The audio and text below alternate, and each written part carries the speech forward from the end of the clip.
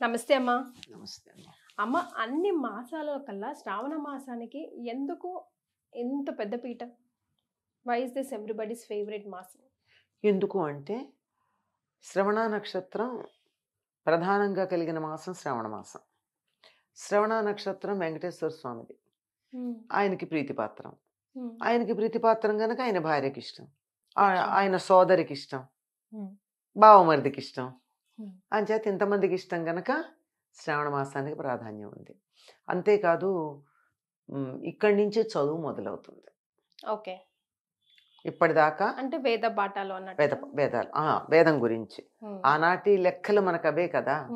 ఈ శ్రావణ పూర్ణిమకి ముందే ఆషాఢ పూర్ణిమ నాడే వ్యాస మహర్షికి కృష్ణద్వైపాయనుడికి వ్యాసపీఠం మీద కూర్చోబెట్టి ఈ జ్ఞాన భండాగారం అంతా ఆయనకి అప్పచెప్పడం జరిగింది కదా. అక్కడి నుంచి చదువులు మొదలైతే కొత్తగా చదువు మొదలు పెట్టేటటువంటి వాళ్ళందరూ ఇక్కడి నుంచి మొదలు పెడతారు. శ్రవణం అంటే వినడమే. వేదానికి ప్రాధాన్యం ఉన్నటువంటి కాలం ఇది. ఇప్పుడు వేదాధ్యయనానికి తగినటువంటి కాలం. వేదాధ్యయనమే కాకుండా ఏదైనా కానీ సద్గ్రంథాలు వినడం, చదవడం, చేయడానికి తగినటువంటి కాలం. ఎందుకంటే దేవతలందరూ రెడీగా ఉన్నారు వినడానికి. దక్షిణాయనం ప్రారంభమైంది.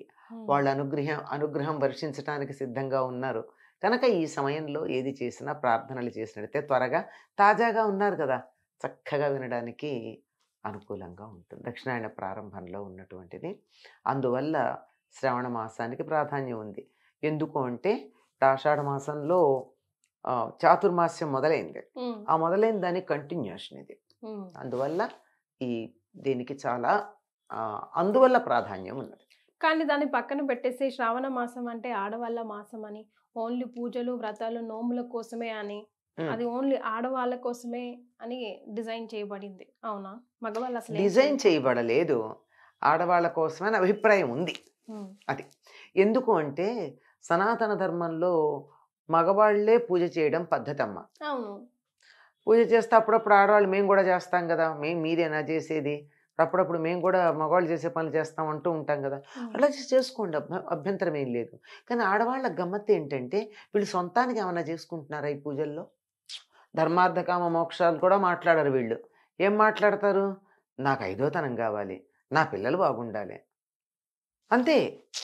ఏ వ్రతం చూడండి, వాళ్ళు చేసే ఏ పూజలు చూడండి, భర్త ఎక్కువ కాలం బతికుండాలని, పిల్లలు ఆరోగ్యంగా ఉండాలి, అంతకు మించింది ఒక్కటి ఉందా? అవునమ్మా. ఎందుకంటే ఇంటి పెద్ద పూజ చేసేటప్పుడు సహకుటుంబానామని చేసినప్పుడు ఇంట్లో వాళ్ళందరికీ వచ్చేసింది, ఇంక వీళ్ళకి అవసరం లేదు, వచ్చేసింది. కానీ ఐసింగ్ అంది కేక్ అన్నట్టు కొంచెం ఎక్స్ట్రాగా దీన్ని అధికంగా చేస్తుంటే వాళ్ళ ఆరోగ్యం వీళ్ళ కోసం అడగడం ఉంటుంది. అందువల్ల వీళ్ళు చక్కగా తగినటువంటి కాలం గనక ఈ సమయంలో వ్రతాలు అవి చేస్తే బాగుంటుంది, ఫలితం ఎక్కువ ఉంటుంది అని చేస్తారు. అంతే తప్ప ఆడవాళ్ళ కోసం ఏం లేదు ఇది. అంటే నా బాధ ఏంటంటే మామూలుగా మన పురాణాలు అంతా ఇప్పుడు రోజు కూడా దీపారాధన ఇంట్లో మగవాళ్ళు చేస్తేనే మంచిది అని చెప్తూ ఉంటారు కదా. మొత్తమే వదిలేసారే మగవాళ్ళు, వదిలేసారు. మరి అదే మీ బాధ ఏమిటి అసలు? గుడికి వెళ్ళి రెండు రౌండ్లు తిరిగేసి రావడమే. అంటే ఇంట్లో పూజ ఆడవాళ్ళకి, వంటింటితో పాటు పూజ కూడా ఆడవాళ్ళకి అప్పచెప్పి సుఖపడిపోతున్నారు. పైగా ఇంకా ఉద్యోగాలు సంపాదించడం, నువ్వే సంపాదిస్తున్నావు కదా, షాపింగ్ చేసుకోవడం, ఇది ఆడవాళ్ళ తప్పు. నువ్వు తెస్తే బాగుండదు, నేను బాగా తెస్తాను వీళ్ళు బయలుదేరటం. అంచేత షాపింగ్ చేయడం, ఇంట్లో వంట చేయడం, పిల్లల్ని చూసుకోవడం, పూజ చేయడం అన్నీ మేము చేయగలం, we are efficient, we can do అని చెప్పి నెట్ ఈక్వల్ కాదు, వీఆర్ మోర్ అని చెప్పి నిరూపించుకోవడం కోసం చేసి మగవాళ్ళని బద్ధకస్తులుగా తయారు చేస్తున్నారు ఆడవాళ్ళు. Let them do their duty. At least పూజ చేయనివ్వండి, కొన్ని పనులు వాళ్ళని చేయనివ్వండి. వాళ్ళు చేసే సంపాదన వీళ్ళు చేస్తూ ఉన్నప్పుడు వీళ్ళు చేసే ఇంటి పనుల్లో కొంత భాగం వాళ్ళకిచ్చి you have to do it అని చెప్పగలిగినటువంటి సమర్థత, ధైర్యం ఎంతమంది ఆడపిల్లలకు ఉంది? అవును కదా, ఉండాలి కదా. అయితే ఇద్దరు కలిసి చేయొద్దు, స్విగ్గీ ఉంది కదా అనుకునేటటువంటి పరిస్థితి మాత్రం రాకూడదు, అది రాకూడదు. ఎందుకంటే ఇద్దరు కలిసి హాస్పిటల్ అయిపోతారు, అదే కదా, అది కారణం. కనుక ఎలాగూ చేస్తారు కనుక మగవాళ్ళు పూజలు, ఇది ఎక్స్ట్రా చేసేదే కనుక ఇది వర్షాకాలం పొలం పనులకు వెళ్ళేది ఉండదు. మగవాళ్ళు కూడా పొలం పనులు అవి ఎక్కువ ఉండవు.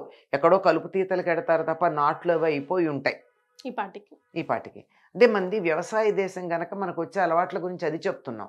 ఇప్పట్లాగా రాత్రి పగలు ఎండ వాన తెలియకుండా ఉండే ఎయిర్ కండిషన్ రూముల్లో పనిచేసేటటువంటి వాళ్ళ గురించి నేను మాట్లాడటల్లా. సూర్యాస్తమయం అయిందని తెలియదు చాలా మందికి. తెలియట్లేదమ్మా. ఇప్పుడు ఈ రూమ్ లోకి వచ్చామా, ఎప్పుడు బయటికి వెళ్తామో, వెళ్ళేసరికి ఏ టైం అవుతుందో అది తెలీదు. బాహ్య ప్రపంచంతో సంబంధం లేకుండా బతుకుతున్న వాళ్ళ గురించి కాదు నేను మాట్లాడేది. పరిసరాలతో పర్యావరణంతో సంబంధం ఉన్న వాళ్ళ చోట వచ్చిన అలవాట్లు ఇవన్నీ మనకి. ఒకప్పుడు అట్లా ఉండేవి గనక అట్లా ఉన్నప్పుడు చక్కగా భగవంతుడు వినడానికి సిద్ధంగా ఉన్నటువంటి కాలం శ్రవణ మాసం. శ్రవణం సిద్ధంగా ఉన్నాడు, అందుకే ఆ సమయంలో ఎక్కువ పూజలు అవి చేయడం అది ఉంది. ఎలాగూ మిగిలిన పూజలు మగవాళ్ళు చేస్తారు. నిత్య పూజలన్నీ మగవాళ్ళు చేసేసినా అధికంగా చేయడం అన్నది ఉంటుంది. పైగా ఈ చేసే పూజలన్నీ కూడా ఆడవాళ్ళ ఆరోగ్యానికి తగినటువంటివే. తప్పనిసరిగా కాళ్ళకు పసుపు పూసుకోవాలి. అది మంచిదే కదా. తడి కాళ్ళు ఉంటే కాళ్ళకు పసుపు పూసుకోవాలి, ఇతరుల కాళ్ళకు పుయ్యాలి. ఇది తర్వాత తాంబూలాలు ఇస్తారు. తాంబూలాలు ఇవ్వడంలో ఏమిస్తారు? శనగలు ఇస్తారు, ఆకు ఒక్క ఇస్తారు. అందులో సున్నం కూడా ఉంటుంది, మనం గమనించం. కానీ స్త్రీలకు ఉండే దోషం ఏమిటంటే కుజ దోషం ఉంటుంది సాధారణంగా, చంద్రదోషం ఉంటుంది. మరి సూర్యుడు ప్రధానం కనుక కుజదోషానికి ఒక్క, చంద్రదోషానికి ఆకు, సున్నం, సూర్యుడికి సంబంధించింది ఆకు, ఈ మూడు కలిపి ఇచ్చుకుంటే తాంబూలంగా వీళ్ళకు ఉన్నటువంటి కుజదోషం చంద్రదోషం పోతాయి. చంద్రదోషం వల్లే ఆడవాళ్ళ పీరియడ్స్లో ఎక్స్ట్రా అటు ఇటు తేడాలు రావడం అన్నది, ఇంకా కొన్ని విషయాలకు కుజదోషం కారణం అవుతుంది. సరే, సూర్యుడు ఆరోగ్యకారకుడు. ఈ మూడిటికి సంబంధించింది పోవడానికి అది ఇస్తూ దాంతోపాటుగా శనగలు ఇస్తాం. శనగల వల్ల గురుగ్రహం వల్ల వచ్చేటటువంటి దోషం ఏదన్నా పోతుంది. కనుక ఆడవాళ్ళు తమకున్నవి పోగొట్టుకోవడానికి, దోషాలు పోగొట్టుకోవడానికి పూజలు చేసి తాంబూలాలు ఇచ్చుకోవడం అనే దాన్ని ఒక కార్యక్రమంగా చూసుకుంటారు. కానీ మన సనాతన ధర్మం అమ్మ ప్రతి ఏది కరెక్ట్ గా నువ్వు ఇది చెయ్యి అని చెప్తే చెయ్యం కదా. అందుకే ప్రతిదానికి ఓ సైంటిఫిక్ రీజన్ ని మనకు తెలియకుండానే మన లైఫ్ స్టైల్లో ఏమిడిచి మన డేస్ లో కానీ పండగలు కానీ ఎంతో బ్యూటిఫుల్ క్రియేషన్. అంతే, నువ్వు ఇట్లా చెయ్యి, నీకు ఆరోగ్యానికి మంచిదమ్మా, నువ్వు తాంబూలం ఇయ్యి, నీ ఆరోగ్యం బాగుపడుతుంది, పక్క వాళ్ళకి నేను వేసుకుంటానంటావు. సహజం. అయినా తాంబూలం ఇస్తే తగ్గుతుందా అని, కంటికి కనపడుతుందా, ఇలాంటి మాటలు మాట్లాడతాను. అంచేత మనకి తెలియకుండా ఇప్పుడు పూజ చేసుకోమ్మా, ఇట్లా పూజ చేస్తే నీకు 5వ తనం ఉంటుంది, మీ ఆయన ఎక్కువ కాలం బతికుంటాడని చెప్తే ఆడవాళ్ళు వెంటనే చేసే పని ఏదంటే మీ ఆయన ఎక్కువ కాలం బతికుంటాడని కానీ, నీ పిల్లలు బాగుంటారని కానీ అంటే వెంటనే చేసేస్తారు ఆడవాళ్ళు. నీ ఆరోగ్యానికి మంచిదంటే చేస్తారా? మరి కాలికి పసుపు పూసుకుంటే మీ ఆయన బతుకుంటాడు అంటే వెంటనే కాలికి పసుపు పూసుకుంటారు. ఈవిడ కాలికి పాచి పట్టకుండా పెడుతున్నాం పసుపు వేయడం అన్నది, అంతే కదా. అలా ఉంది మొత్తం కూడా. ఈ వ్రతాలు అవన్నీ కూడా చేసేది అదేనమ్మా. వీళ్ళకి కొంచెం సమయం ఉండేది ఇప్పుడు. రెండోది, అంతరిక్షంలో ఉండేటటువంటి గ్రహాలు అనుకూలంగా ఉంటాయి ఈ కాలంలో.